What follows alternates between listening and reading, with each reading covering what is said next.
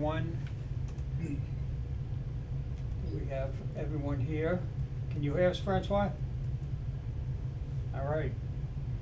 So, first thing, we have, Nate sent us the meeting minutes from our last meeting. Didn't know if everyone had a chance to review it. Any questions, any concerns? Not from my end. No. Okay, now can I have a motion to approve? So moved. Second? All right, all in favor? Aye. Aye. Okay. Alright. Now it's your show. Yeah, I don't know what was next, but let me open up the discussion document that I sent to all of you. I'll share it so we can all be on the same page. Hope you had a chance to review the large variety of documents that I had sent over. Next year will be hopefully easier because we will be able to utilize the Civic Optimize system to make dashboards. All right, 1 second.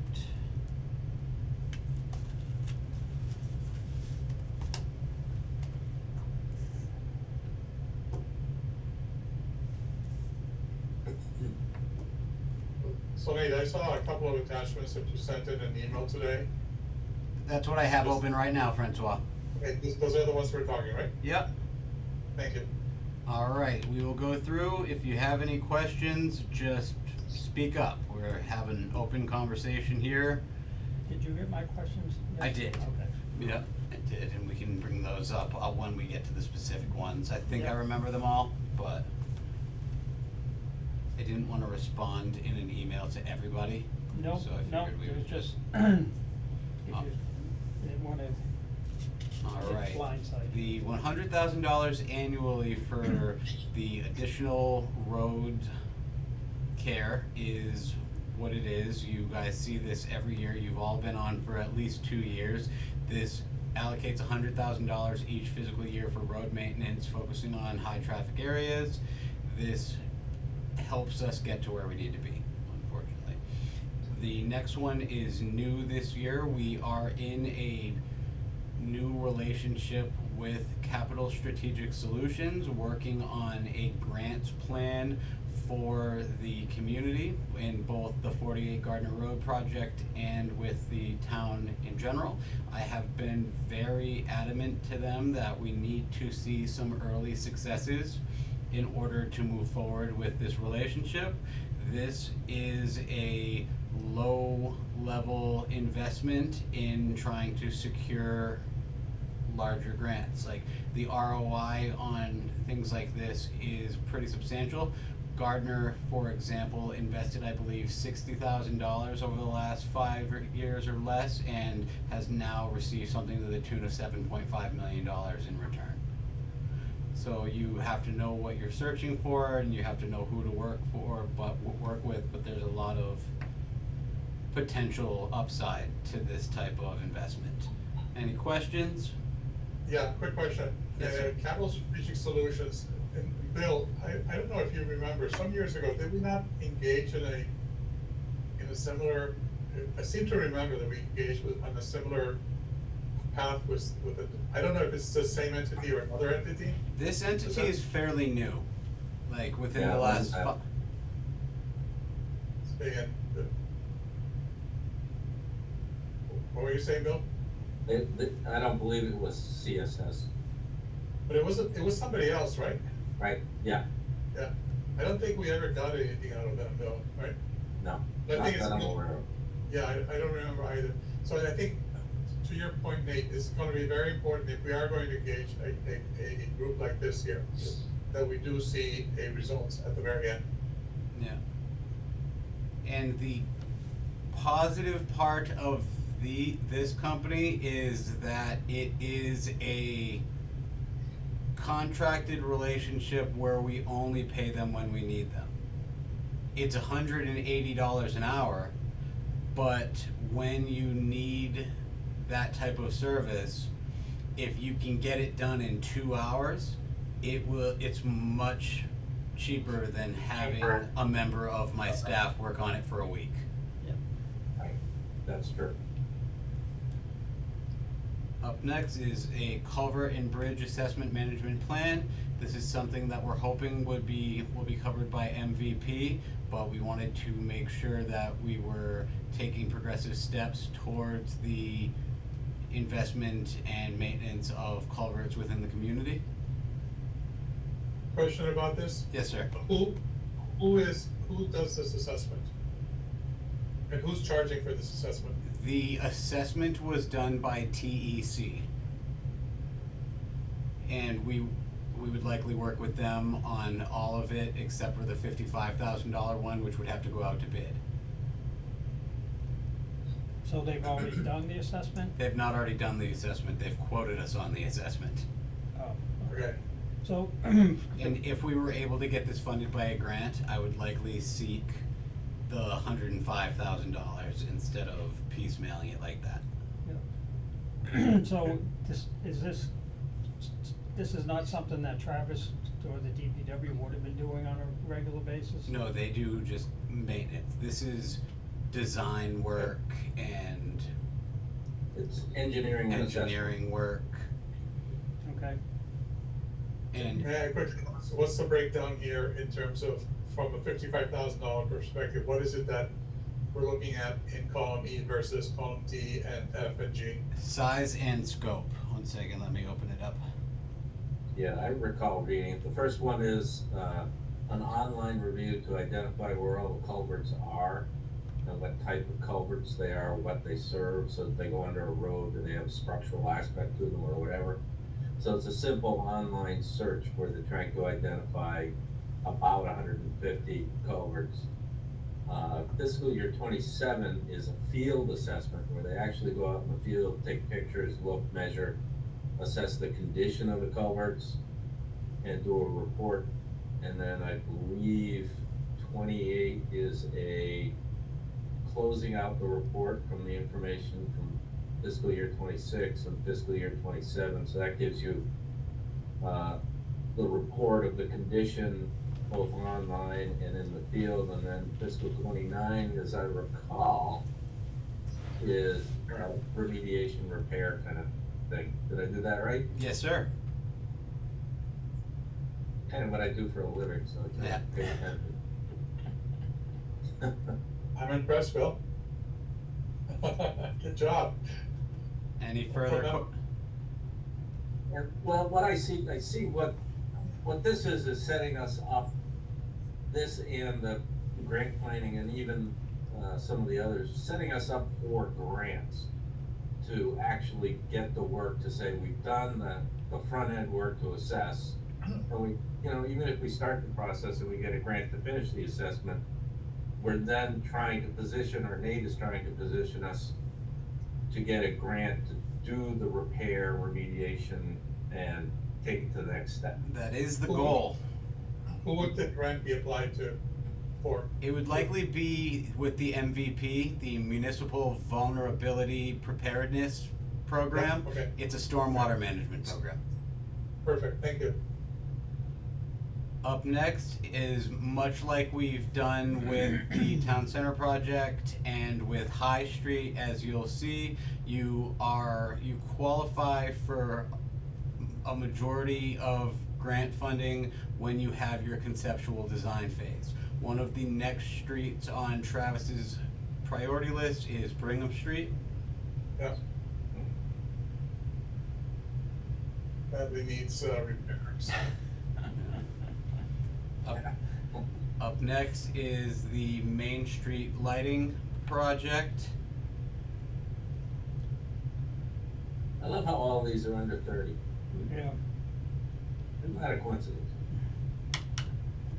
That one's not, I have to fix that number. The 29,450 is just for the lights. That's a $70,000 project. Yeah. So, when they redid the road, So when they did the road, if you remember, there was this whole thing where the select board decided to pay for the ditch, the conduit to be done. We paid Yeah. $46,000 for them to keep a ditch from the intersection to pretty much right here. So if we did put the lights, it would only be from here through the town common to the intersection. But we have very strict rules about dark sky compliance lighting, so Yeah. they are not cheap. What is, Oh, I can tell you about that. So what dark sky is no light can shine up into the air. So all your light fixtures and the actual luminaire really are supposed to be shielded so that the light reflects off of something and reflects down to where you want to light. Nothing goes up. So you can't have a spotlight that lights up a sign that lights up the night sky. Yeah. Our sign by law has included wording to that effect also. Yep. Right. This is kind of a want, not a need, correct? 100%. Okay. I don't think it's going to end up being in my suggestion. Not that we don't want it, but it is something that we have yet to apply for some of the low-hanging fruit grants. And there are certainly beautification and energy efficiency and dark sky compliance grants out there. have we had any complaints from anyone in town about? Me, like, I think we should get lights, but no, other than that, no. Like, it's something people say. Yeah. Because you go through something like East Princeton or even downtown Gardner, and oh, why didn't we do that? Because it would have added $500,000 to the project. And the It's state, an amenity. it is 100% an amenity, and it would look very nice, and it would add ambiance and functionality to that part of downtown, and make it that much better for the Halloween and the Christmas and driving through. But it is an amenity. Yep. Speaking of amenities, the following one is something that I made up completely. But through speaking with Katie and Parks and Rec, it was, Oh, sorry, can you go up? I think you're missing number 7. We didn't discuss that. oh, I have a yes. question. So this is a town-owned land feasibility study, which I became interested in doing as we were talking more and more about the land across from the Curtis recreational fields, seeing what we would be able to do with that, if anything, what different things mean, and then if we're going to be looking into one parcel, we might as well look into what the town owns versus what we could get monetarily versus what would be of interest to a developer versus what we could do on our own. It's just something that would really point out feasible uses for property that aren't just banking them. Like, if we're going to bank them, make them open space, transfer them into a land bank, do what we need to do to utilize them. If we are going to do something in the name of economic development or development in general, let's see what we can do. That I don't also, question. yes, I sir. don't question the purpose. My question here now is the 25,000. Where does that number? How does that number get? How was that figured? It just seems kind of large in my mind for what we're asking to do here. That's why I'm asking the question. I did some research on the web. Bill, can you speak to that number? Yeah, so I've done this before with the town. We went to the assessor's office, we looked up all the parcels, we assembled a list, it's in a town, one of a previous report. That took a while to pull it together and identify town owned land that was developable and all that kind of stuff. Then you gotta get somebody that does what I do, or a land planner or somebody like that, and they create a multi-layered checklist of what on the town affects its development feasibility and what it might be good for. And that's gonna take quite a bit of time, so 25 is far from the realm, unless, you know, if you're gonna hire somebody to do it, 25's in the ballpark. Thank you. Up next is the kind of the beautification of the town center and to create a multi-use community space with a new flagpole, holiday tree, and park area. It's 100% not a need, and it is not going to be in my suggestion, but I do want to have it on there because there is not a great place to do that type of event outside of the gazebo, and there should be a nice place to do it when we do have the events at the town common. It is kind of wherever we can fit. There is electricity issues over there, and the flagpole is slowly but surely becoming an expense that is unnecessary. Replacing those flags is about $700, and we've bought 3 since I started here 2 years ago. So it is a little bit bigger than maybe necessary. I don't know what we're overcompensating for, but Do we really need another gazebo? a concrete gazebo? Yes. Like, Okay. But you have this for 27. yeah, I don't see a world where this becomes a priority. This was put on mostly because I could not ask people to put on projects that they strictly considered grant funded without doing so myself. Yeah. So that is something, it's definitely, I wouldn't even say it's an amenity, that would be nice to have.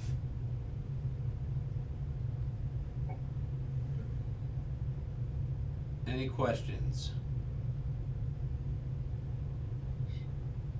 In the area of things that are needs is the following.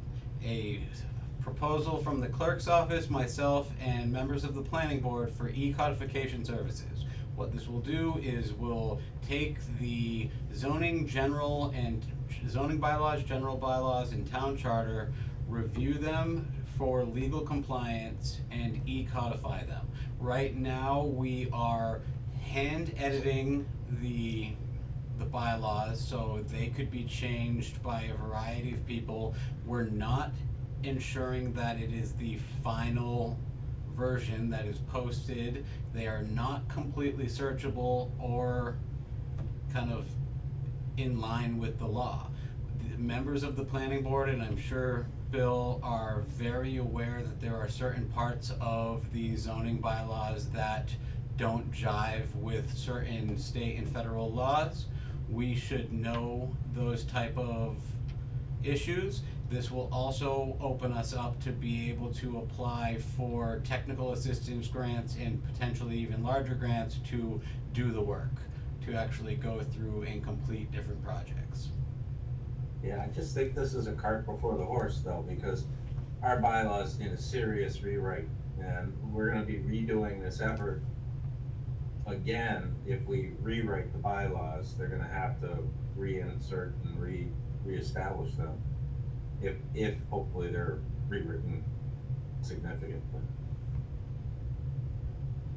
But that won't be a heavy lift or a significant amount of money. Like, to rewrite, not in this aspect, it would be in terms of the project itself, like the actual work, but in terms of the upload and that type of initiative, I don't see this being a major issue. I don't know. I don't know how much effort it takes for them to, 13.5 is not a whole lot of money to take our bylaws and convert them into electronic documents. I mean, they obviously have to update them after every town meeting and et cetera, anyway. Yeah. The access to our bylaws is pretty miserable right now, that's for sure. Yes, it is. But no, What, go ahead. the 13.5 came from, E-code, there's a whole quote in there that outlines exactly what they're going to be willing to do. And this all came from me casting a wide net, asking for a company that would do a larger scale project of completely looking to rewrite. This came from E-Code as sort of a, hey, this would be the first step in heading that direction. By cleaning it up and understanding what the issues are, you can then focus on different parts and rewrite them as you go, spending little bits of chunks of time, money, and effort updating parts. Because the framework isn't necessarily going to change, but certain parts could be changed, and it wouldn't be any different than a bylaw article at a town meeting. So then who do you see, after this is done, who do you see reviewing? and They would review it identifying? every year. If this is approved at the town meeting next week, Melody has already put the $1,000 annually that gets us into a contract with the company to do all of the updates and maintain compliance. I mean, these guys do more than half the towns and cities in the Commonwealth. If you look at their list, this is where I end up having to go with each and every town that I work in to see what their codes are like and all that. It's not a fantastic platform, but it's accessible. Do you know of anyone that has a better platform? I don't. Other than cities and towns that do it for themselves, and they're a little bit better, some of them. What I mean, would, Somerville has an amazing, but they have like 4,000 pages of regulations. Now, E-Code is kind of not standard. I mean, almost everybody around uses them because it is a pretty straightforward, preordained format. They take our format and kind of stick it into their format, keeping the words and cross-references bit active. And as Nate said, you can do a keyword search, you can excerpt the regulations, you can download pieces of regulations, and the whole thing.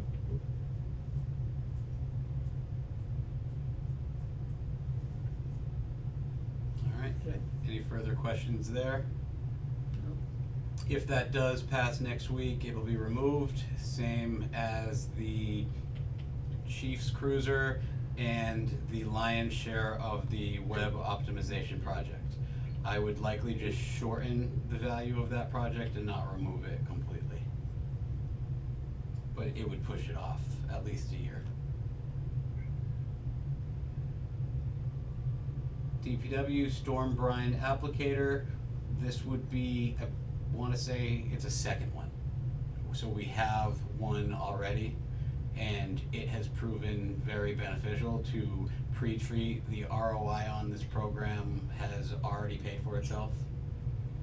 So this would, I believe, put a second one, but I don't. Yeah, said putting out on This is for a smaller smaller truck. truck, Yeah, Mm-hmm. not for one of the big plow trucks. yeah. So this would this be for, is it ancillary, I don't know what I'm trying to say here, is this, both trucks would be out at the same time, and, or would one be with the purposes of going in and doing, like, say, for example, the school, or maybe Yeah. some other facilities that are maybe narrower and much more difficult to access? That's what I'm imagining here. Parking lots, Okay. smaller streets, areas that are harder to access, Okay, and there's no operational cost outside of the purchase because we're already paying for the brine.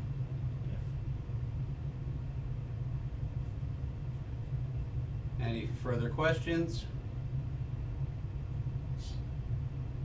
not at this time. The annual breathing apparatus replacement that we began last year, where we stated that instead of seeking $100,000 in any singular year, it would make more sense to chip away at it because we knew we were not gonna need it until a few fiscal years down the road. This is the second year of this request. It is my hope that we put this money away and then Chief Hayes ends up getting a grant and we just move it at a town meeting.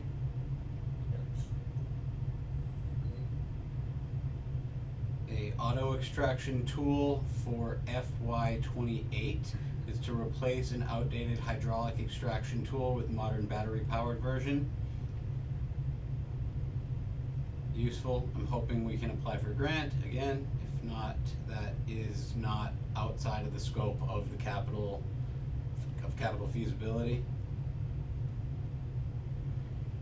Next, a fire pickup truck replacement. Replace the 2007 Ford F-250 used for operations, plowing, and daily activities.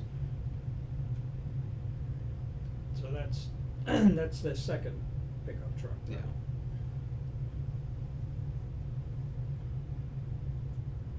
Skate park update Curtis Field Skate Park, potential grants available. My sentiment on these two things, and I am still very much adamant about it, is we will work with Parks and Rec to fund these types of initiatives when they have proven to seek outside funding on their own. There's CPA availability here, there are more grants than communities know what to do with on a state level. For projects such as this, we have not asked. I have spoken with the Parks and Rec Commission recently. It is a new chair. I'm hoping she will seek grant funding. Yeah, I think CPA might be a very good avenue for them to explore. I was just wondering if we could give them some money to seek funding. In other words, give them access to the grant writer and give them $5,000 for both of these items so that they could pursue it and maybe have some professional help in seeking the grants and then filling the grant applications out. I like that idea. Yeah. Can I make the suggestion to see if they first want to try it with the CPC and see if they can get something there, and if that is not going to work, then I think Bill's suggestion makes a lot of sense. Why don't we do both? Well, it depends if the CPC has, I mean, if CPC has a significant amount of funding that is available from what I can see, they may be able to fund this year. I'll talk to So we'll Jesse see. between now and next meeting when I come with suggestions. Yeah, that'd be good. Walking track, well, you'd end up having the same conversation. This is more expensive and a bit more of a priority. There are issues with the walking track. People have come here having tripped. It's just not as great as it once was. It is 100% a priority. It needs to be done, but there are grants out there. And we do have the CPA that this is right in their wheelhouse. So Nate, just, I know it doesn't pertain to us, but there's something called a root barrier. It's a piece of plastic that has, root inhibitors, and you put it vertically next to your sidewalk. It costs like, I don't know, $3 a linear foot. And the root will not grow through the plastic barrier and won't undermine a sidewalk. So if we ever go to fix this, we really should talk about having that installed so Yeah. that it's not gonna continue to be a problem. Mm-hmm. Excellent suggestion. The cruiser replacement cycle. 95.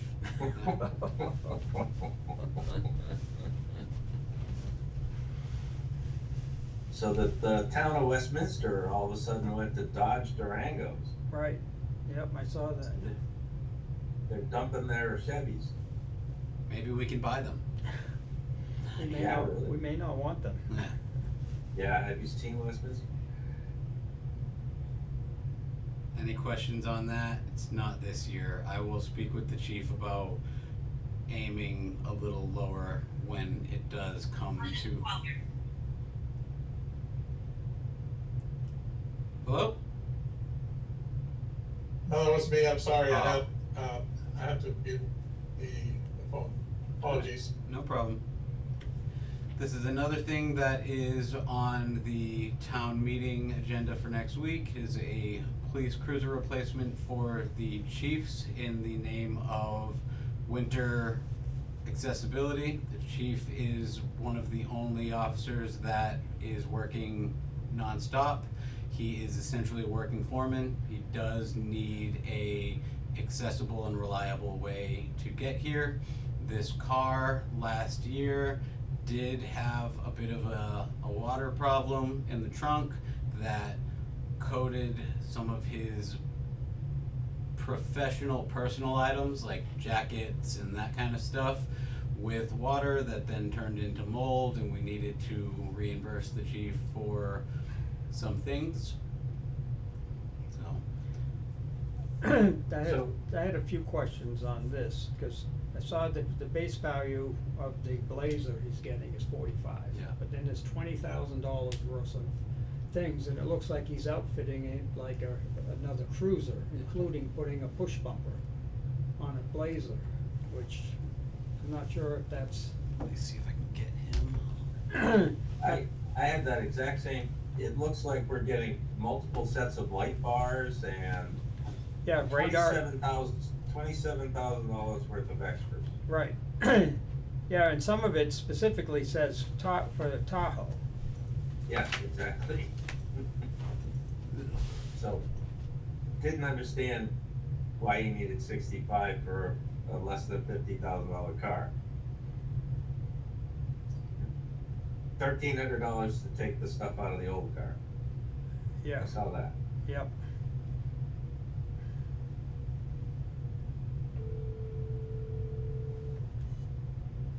I flagged this one to Hey, Matt are you already. still here by any chance? No. Alright, I'm talking to the Capital Improvement Planning Committee. Can you speak to why on a $40,000 car you would need $27,000 worth of equipment? Yeah, so the radio that's currently in the car has to be replaced because they upgraded the radio equipment on the tower. So that's $6,000 right there.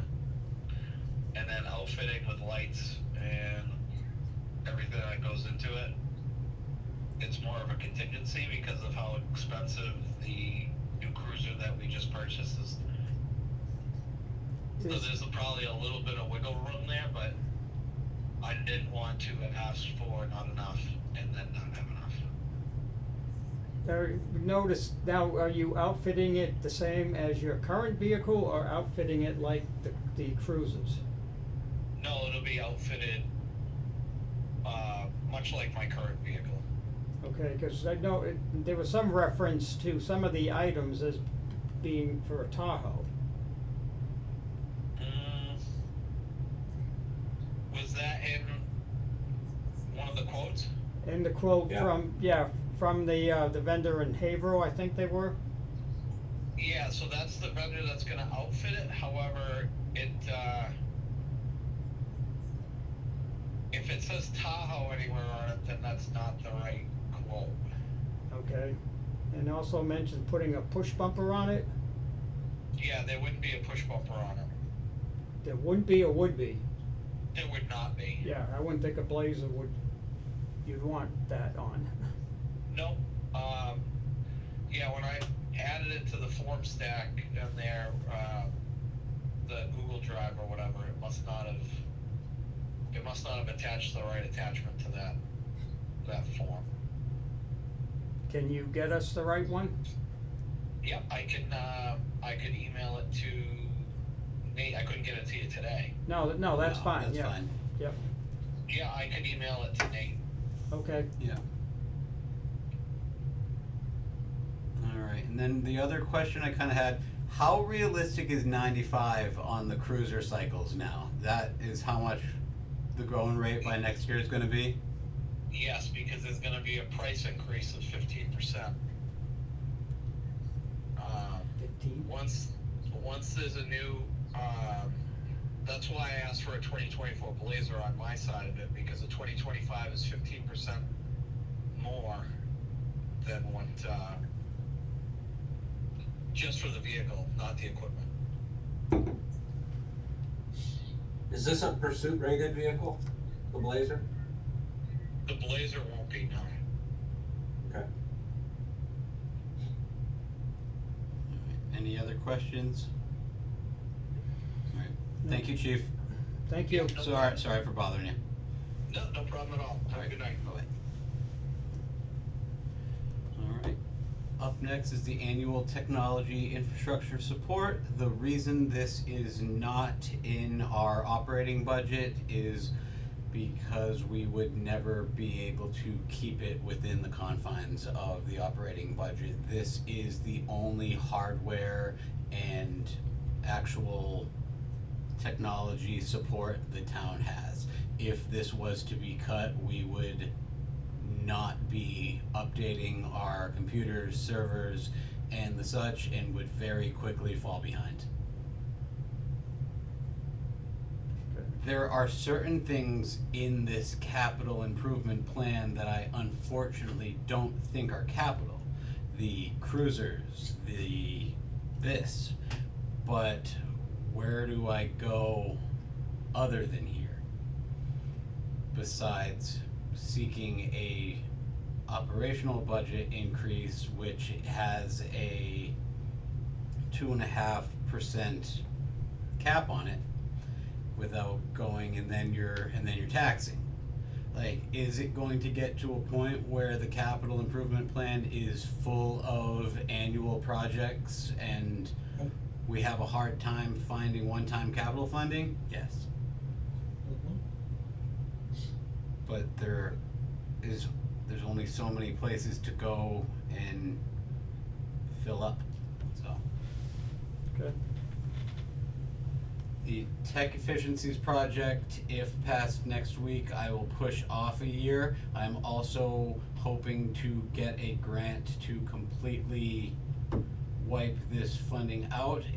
Have already been approved by the select board to do a website upgrade, a complete e-form project. We've begun with a company called Civic Optimize. We will be doing every form from soup to nuts, a C-Click Fix program, a workflow tracker. I am aiming to bring this all together under the title Hub Connect, because everything needs a logo and branding, and be able to utilize this information from the C-Click Fix module and the workflow system and the work to create a constituent resource management tool or a CRM tool that we can use for budgeting later. It'll take a year or two to get the actual data in, but I think after that we're going to be able to utilize this system to locate bottlenecks, to find out what is and is not working, and I think the ROI on this will be pretty substantial.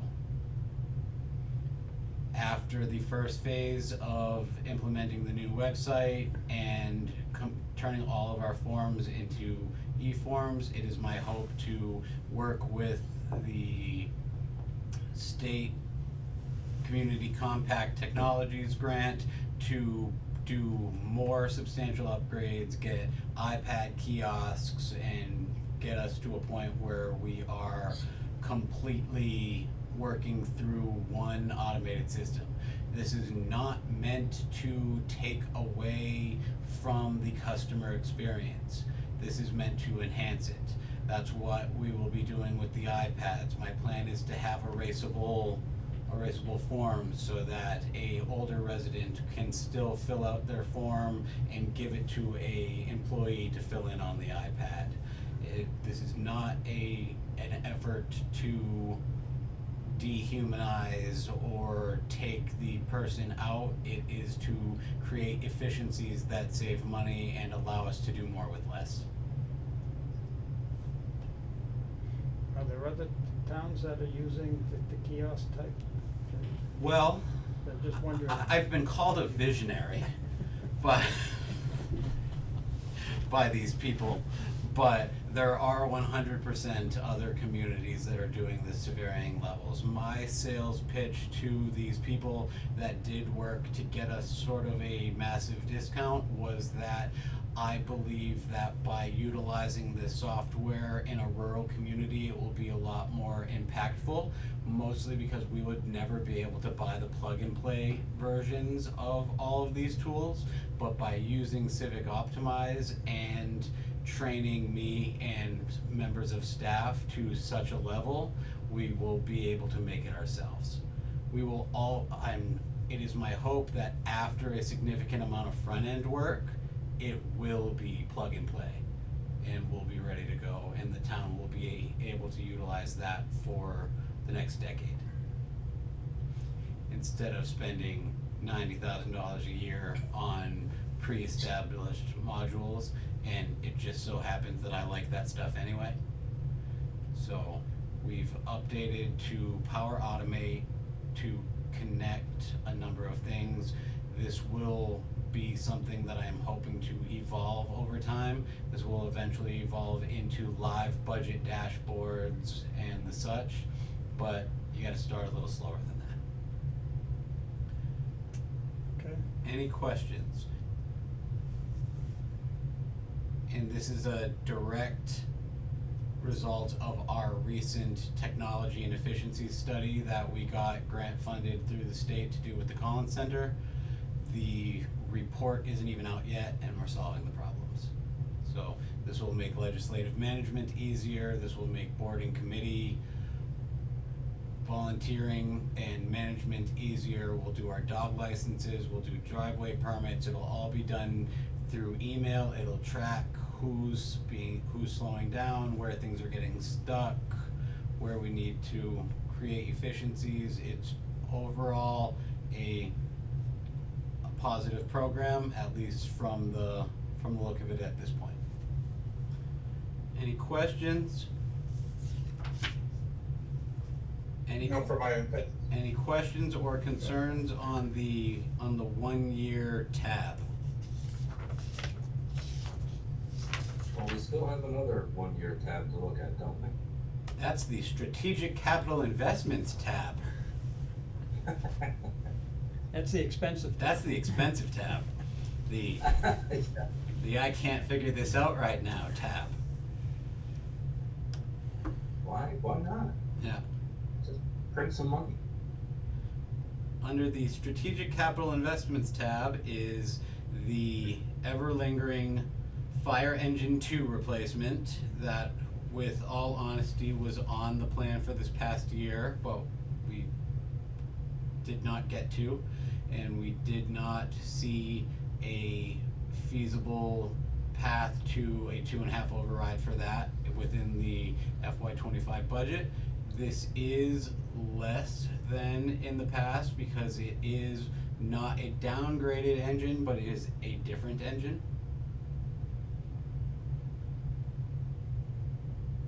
The DPW, Question. yes, sir. Nate, with the new facilities that we're talking at 48 eventually, I'm assuming that we're envisioning not having to have a custom-made fire engine, right? That is the goal. Okay, so what's the, I guess what are the alignments potentially from a timeline perspective where fire engine number 2 has to be absolutely replaced because it's gonna be non-functional and therefore a problem, versus when you kind of anticipate us to maybe have something on 48 where we can accommodate a fully compliant at length fire engine? The problem there is real life. Like, as much as I would like to say, oh, we can probably get 2 more years out of engine 2, and in 2 years I'm hoping to be able to be moving on 48 Gardner Road, the actual project, but that isn't unrealistic, but is impossible to say at this time because it's a vote of the people. And I I get that. So I think you answered my question by simply saying that fire engine number 2 may potentially have another 2 years worth of life, and that is even at this point in time doubtful and potentially full of problems. Yes, it is getting increasingly more expensive to keep Fire Engine 2 on the road year after year after year. Yeah, okay. Then it certainly has to remain here. We have to do something about replacing it with something that is similar. Yeah. There may be, and I can talk to the chief about realistic wiggle room, like, I don't see a avenue for us to do much about it this year in FY26, but I said the same thing in FY25 and in FY24. Like, we know that it is a necessity, we know it is needed. It was kind of my hope, and the same as you, to be able to get to a point where we had a bigger garage and could then search for maybe a used vehicle, but the timelines may not work out. Yeah, in his proposal, he was talking about getting a tanker, Yeah. but still would keep number 2.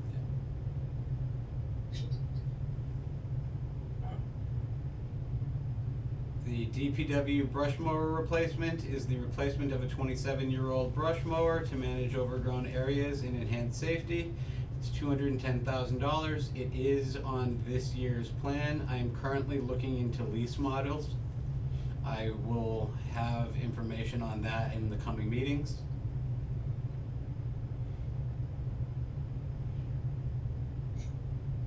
Library ADA compliant elevator. This is 100% a wish list grant item. We had spoken earlier that there may be some wiggle room in that price tag, but this is for a grant to make access to the entirety of the library. High Street corridor reconstruction is our current working grant project with the Mass DOT and things like Safe Streets program. All of the applications that I filled out for Mass DOT road projects as of late have been a High Street, Elm Street combo. Redoing High Street and then putting sidewalks on Elm Street to connect them to that one street down there where so that kids don't have to walk on the road. Generator installation. This is a installation of a generator at the Hubbardson Center School to make it so that it could be a emergency center. Right now, the generator on the building does not operate enough of the facility to allow us to be an actual emergency center. And where's that coming from to make it an emergency center? Half Judy, half the school. Okay. Are there possibilities for state funding on that area? That is the only reason that project's on there. Okay, because it may make sense to try to pursue that avenue. And we are. We're pursuing FEMA grants for it. As I've stated before, I did instruct staff to put projects that they know they're going for grants on the capital improvement plan so that we can point to it when applying for said grants. Yeah. I mean, I think the same thing could be said about that one as well as the other two, from the water storage and the water tank. I agree. I think those are all items that potentially may, and I don't know where, but it sounds to me that this is something from a state perspective. They may fund something like this here. Absolutely. Especially by having it on our capital plan, and by being on our capital plan, I can then spin it around and put it on our legislative priorities letter to Senator Durant and to Representative Berthium, and know to kind of lobby for it. When Absolutely. before, whereas each department was operating their own wish list silo, I didn't know how to prioritize things and how to get it all together to ask. At least now, I have made those requests so that if a department comes out and says, oh, we really need X, where was that the 3 times that we've asked you to put it on prioritization plans and goal lists and like these studies and reports are sometimes nonsensical, but they do have their purpose. Yeah, that the water storage tank and the booster water pumps are new projects from the school, because I did request that the school put together a 5-year capital plan, which they did. That is 100% something we're going to be looking for grants for. This next one is an unfortunate reality that I do not think we will be able to find grants for, so maybe we consider breaking it up. I have not spoken with Travis about this particular project. That price tag I'm not in love with, but this is something that if we don't at the very least start thinking about, will become an issue relatively quickly. Can you provide a little bit more detail as to what the issue is, because I'm not familiar with this here? The parking lot in front of the school is becoming each year a little bit more of a monstrosity. So this is not the parking lot that is where the school itself is, it's the one that is on Main Street you're talking about, or? No, it's the main- big one, the the main main lot. parking lot. Student drop off. Okay. And I'm sorry, again, what is the exact problem there? Because it says there that is safety and accessibility. I'm not familiar with this problem that they're having. It's an old driveway. I mean, is it falling apart? Yes. Okay. So there are a couple of things on this that we could do. We could break it into 3 phases. They could do a strip of pavement, reclaim and do a strip of pavement in front of the drop off, then do the parking, then do the return, and break it into 3 different phases. It'll cost more, but it'd be a lesser impact. We could do the high priority, which is the student drop off and access strip. Would any of for the driveway, would that fall into when they're redoing Elm Street?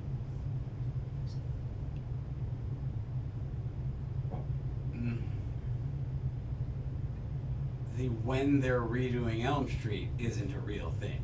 So that's kind of where I lose interest in that, because we can't tie 2 hypothetical projects together and put our eggs in that basket. Yeah, but when they do Elm Street, that is, I'm assuming they're going to be taking some property, Yeah. because for the sidewalks, Yeah. It's one person's property. yeah. And I guess that person has been anti this before, and that's why it hasn't been done. Okay.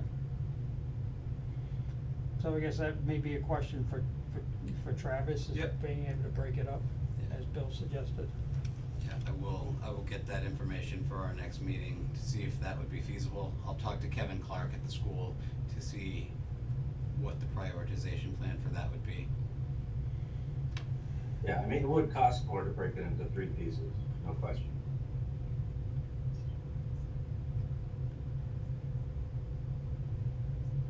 Then, just when I thought we were done with boilers, there's a $100,000 boiler request for next year. That is the partner to the boiler from the past year.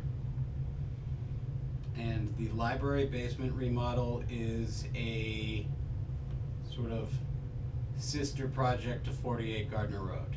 It is my hope to see the library seek a loan opportunity through CPA. The library's got some pretty wacky numbers, in my opinion. Yeah. And what I would really like to see, because this has happened before, is maybe somehow we fund a professional to give them schematic design and schematic design costs, so that we're not playing the non-professionals coming up with dollar amounts that really aren't gonna mean, they don't mean anything to me. $220,000 is not gonna get what they're describing here, just not gonna happen. I don't think. Did they end up hiring the engineer that we allowed? They're chipping away at their projects. Okay. I recently got approval for them to do the front end mason work, the never-ending green energy project that we got a grant for last year is soon to be wrapping up, as long as National Grid can get us plugged into 3-phase. Yep. They don't make it easy. They certainly do not. With the advent of town offices exiting from that building, does that not open the opportunity for the library to seek grants that were not available to it previously, and therefore maybe Yeah. an avenue that needs to be explored? Yeah, Yeah. this is this is one of those grant asks. Like, I asked them to put this on here because we're going to be working together to apply for grants and look at different things. Do not anticipate this in any means being on my funding suggestion for this year. Yeah, because they've got the Mass Board of Library Commissioners, MDLC, they've got Mass Historic, they've got 3 or 4 pots that they could try. The problem with Mass Board of Library Commissioners is they issue grants in 4-year segments. So even if you applied today, you might not get it for 6 or 8 years. In my conversations with the library trustees, our sort of immediate ask is the CPA's loan for the playground is ending next year. So that's gonna open up some capacity on that end. The remodel of the library basement and any work that may come to the senior center are so aligned with CPA funding that it's not even funny. So,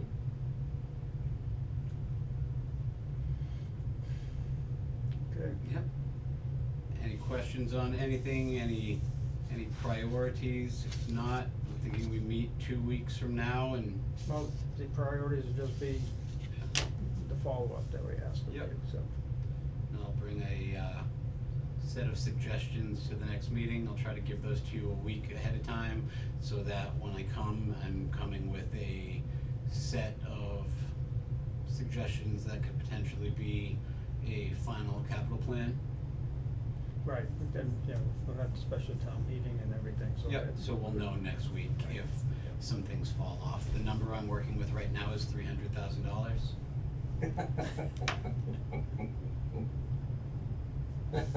Sorry. Okay, And we're going to speak with Danielle about the potential for the parks? Yep. No, I'm sorry, not Danielle, with the parks, the new parks person. Yep. And maybe was that about using the CPC as a funding source for those Yeah. 2 items, right? Were you laughing because $300,000 is not $2.9 million? Yes. Yeah. it's not even the 476 that's in that first column. Yeah. There's an awful lot of no in there. There is a lot of no in here. No, there's a lot of optimism for the future. Well said. Yeah. That's all I had for everybody this evening, Mr. Chair. Okay, I know, Bill, you have to drop off quickly, right? 7. Oh, at 7. Oh, okay, I thought it was 6:30, I'm sorry. I don't have anything else. Bill or Francois? No, I appreciate you putting all of this here together, Nate. Great job. Yeah. Thank you. Yeah, thanks for the single list, appreciate that. Yeah, it was better than the 200 pages. I think it was 300 something. Yeah. And 150 were library. Yeah, Yeah. all right. All right. Let's set the next one. thought we did have one scheduled. I but- think so too, but it went off a little bit because of this week, I believe.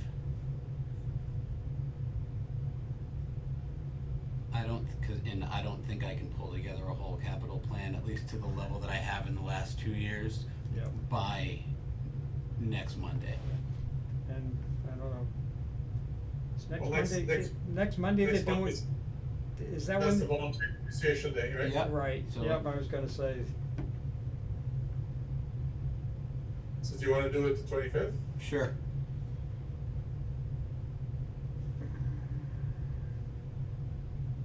Same time, same channel? works for me. That works. Okay.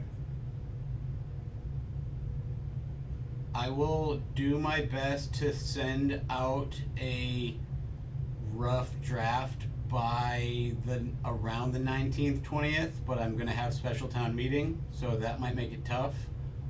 So just make sure to get back to me on the rough draft so that I can know where your mind's at ahead of the real meeting on the 25th. Yes. All right, perfect. Okay, anything else? Nope, all right, have a motion to adjourn, I'll make that motion to adjourn. all right, Second. second? Thank All you. right, all in favor? Aye, Aye. Steiger, aye. all right. Oh, yeah.